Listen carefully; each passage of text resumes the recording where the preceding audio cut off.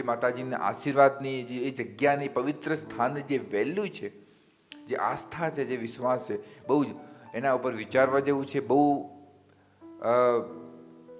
એના ઉપર આપણે મનન કરવા જેવું છે.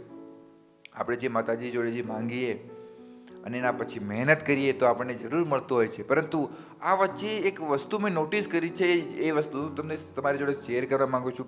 વિશ્વાસથી મને કોઈ પ્રોબ્લેમ નથી, માતાજીથી કોઈ પ્રોબ્લેમ નથી, અને જે પગપાળા દર્શન કરવા જશે એ બધું યોગ્ય છે, જરૂરી છે જીવનમાં. આ બધું જ તબક્કો આવે તો જીવનમાં થોડીક ઉમંગ, ઉલ્લાસ અને ભક્તિનો માહોલ આપણને જોવા મળતો હોય છે. પરંતુ એક વસ્તુ જે મને નોટિસ કરી, વસ્તુ મેં તમારા જોડે શેર કરવા માગું છું. એક એક્સપિરિયન્સ મેં શેર મળ્યો કે આજે શું થઈ ગયું છે કે લોકો બીજાને બતાડવા માટે, બીજાને દેખાવ કરવા માટે, કે પછી બધા જાય છે અને હું પણ જાઉં, એની વચ્ચે લોકો જાય છે. એમાં કોઈ પ્રોબ્લેમ નથી. હું એના વસ્તુ કોઈ ટિપ્પણી નથી કરવા માંગતો. તમે એમ ના વિચારતા કે હું કંઈક અલગ નેગેટિવ વાત કરવા માગું છું. પરંતુ મારો કહેવાનો મકસદ એ જ છે, ભક્તિ કરો. તમારી અંદર જેટલી શ્રદ્ધા હોય એ પ્રમાણે ભક્તિ કરો, અને રાત દિવસ ભક્તિ કરો, જીવનભર ભક્તિ કરો.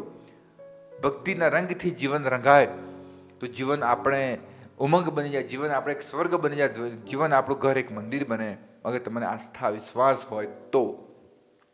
પરંતુ સાથે સાથે એક વસ્તુ ધ્યાનમાં રાખવા જેવી છે, સાથે સાથે એક વસ્તુ પર વિચારવા જેવું છે કે સિર્ફ ભક્તિ કરવાથી કશું ના થાય.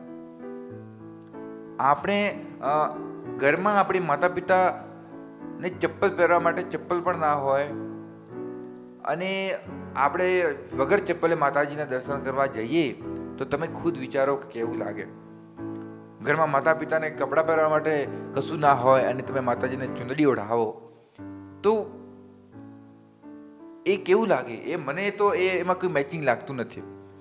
તો સૌથી પહેલાં એક વસ્તુ તમને કહેવા માંગુ છું કે અમુક માણસો છે, પહેલાં હું માફી માંગુ છું કે આ વિષય ઉપર વાત કરવી બહુ થોડીક ટાસ્ક લાગશે, થોડીક ગલત લાગશે, થોડીક નેગેટિવ લાગશે, પરંતુ તેમ છતાં પણ હું વાત કરવા માંગુ છું. કારણ કે અમુક માણસો એવા હોય કે જે મતલબ ઘરમાં માતા પિતા દુઃખી હોય, ઘરમાં ઝઘડો કરીને, મમ્મી પપ્પા જોડે ઝઘડા કરીને પૈસા લઈને દર્શન કરવા જતા હોય, અને દોસ્તારો જોડે ફરવા જતા હોય, અને જે બી કરતા હોય, એ ભક્તિ કરે છે તો ભક્તિનું કર્મનું ફળ તેમને મળશે જ.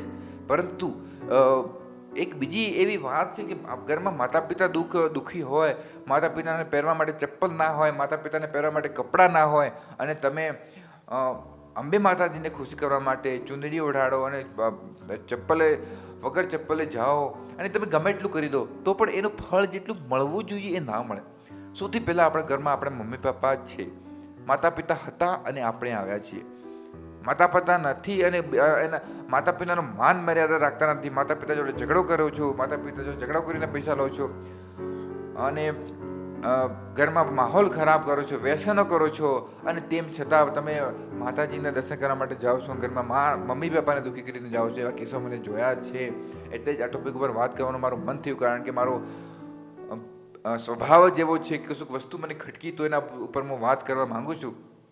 તો કહેવાનો મતલબ એટલો છે કે તમે હજારો એક યાદ આવું કે આપણે ગણેશજીની તમે એક કહાની તમે સાંભળી જ હશે કે ગણેશજીને મમ્મી પપ્પાને બેસાડીને એને તીર્થને પરિક્રમા કરી, અને કાર્તિકેય હતો એ પૂરે તીર્થોની યાત્રા કરી. તો એમાં ગણેશજીના મમ્મી પપ્પાને ગણેશજીને પહેલી પસંદગી કરી, કારણ કે માતા પિતાની જે પરિક્રમા છે, માતા પિતાની જે સેવા છે, એ બીજી કોઈ પણ જગ્યાએ સેવા નથી. હજારો તીર્થયાત્રો તમે ફરી જાઓ, ગમે તેટલું કરો, પરંતુ માતા પિતા ખુશ નથી તો કોઈ ફાયદો નથી.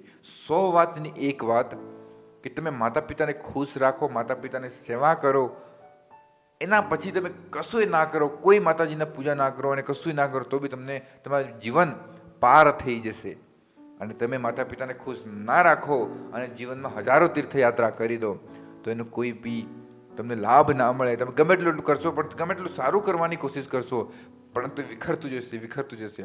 આ વસ્તુ મેં નોટિસ કરી છે. ઘરમાં બધા ખુશ હોય, બધાને તમે ખુશ રાખતા હોય, મનથી તમે બધાના માટે સેવા કરતા હોય, તો તમારે જે કામ ના થવાનું હોય તો પણ ઓટોમેટિક થઈ જાય. તમારે કશું કરવું ના પડે. અને કંઈક વાર એવું પણ બનતું હોય છે કે તમે ગમે એટલું કોશિશ કરો, ગમે એટલા પૈસા નાખો, પણ કામ બગડવાનું હોય તો બગડી જ જાય.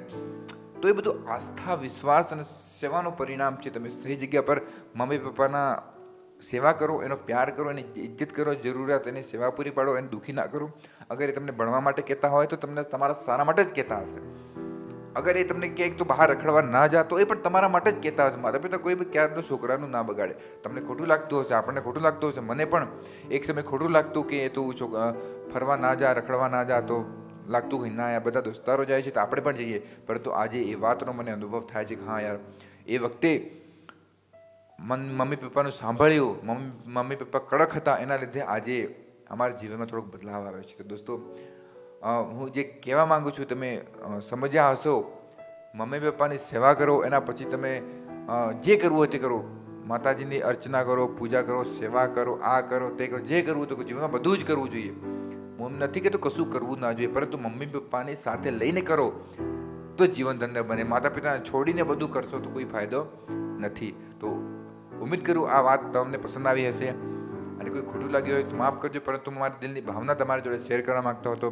વિડીયો પસંદ આવે તો શેર કરી શકો છો, અને અમારી ચેનલને સબસ્ક્રાઈબ કરી શકો છો. અમે એવા જ વિડીયો બનાવતા રહીશું જેમાં તમારા જીવનમાં થોડીક વેલ્યુ એડ થાય, પોઝિટિવ બદલાવ આવે, આપણા સમાજમાં થોડુંક સમાજ વિકસિત થાય. બસ આજના માટે આટલું જ. ધન્યવાદ. જય હિન્દ, જય જોહાર, જય માતા.